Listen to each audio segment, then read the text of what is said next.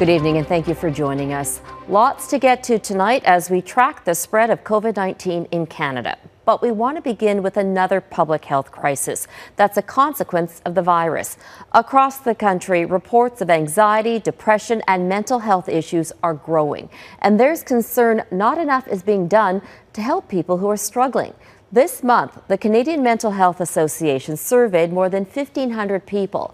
Of those, only 35% say the current public mental health system is meeting the needs of Canadians. Many provinces and the federal government have committed millions to help tackle the issue. But an Ontario man says he was turned away. Our Abigail Beeman has his story.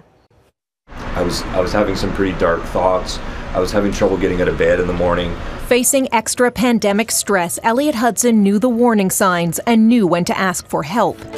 And then I discovered Beacon. His therapist suggested Mind Beacon. The Ontario government has provided it nearly $2 million to offer free virtual therapy during COVID-19. But after completing an intense application he says took him 90 minutes, Hudson was turned away. Beacon is not equipped to support the challenges of substance abuse, suicide attempts, and more immediate and critical needs of clients. While Hudson has a complicated history, he wasn't in crisis when he reached out. It was extremely cold, impersonal, and discouraging, you know, to get an email back from a so-called mental health organization that says, you know, your problems are more than we can handle. That piece hurts because, of course, mental illness is a lot about feeling separate in the world. And that is certainly, an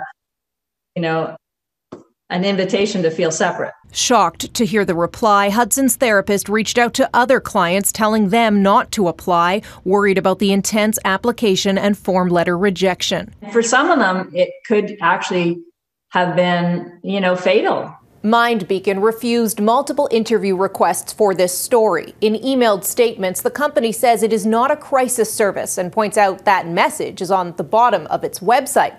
Mind Beacon said anyone who's experiencing issues outside, quote, listed capabilities is supported in accessing more appropriate care in their area. Well, this is the first I've heard about it, but what I can do is promise the people that are having challenges right now. I'll talk to the Minister of Health. I'll follow up with the organization that you've said, and we'll be on it because we are a government that's putting more money into mental health than any time in the past. A promise from Ontario's Premier, while new data from the Canadian Mental Health Association shows the need is critical. For many people, the situation has gotten worse.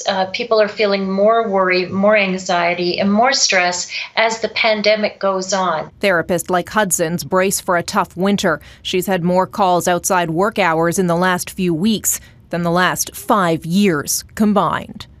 Abigail Beeman, Global News, Ottawa.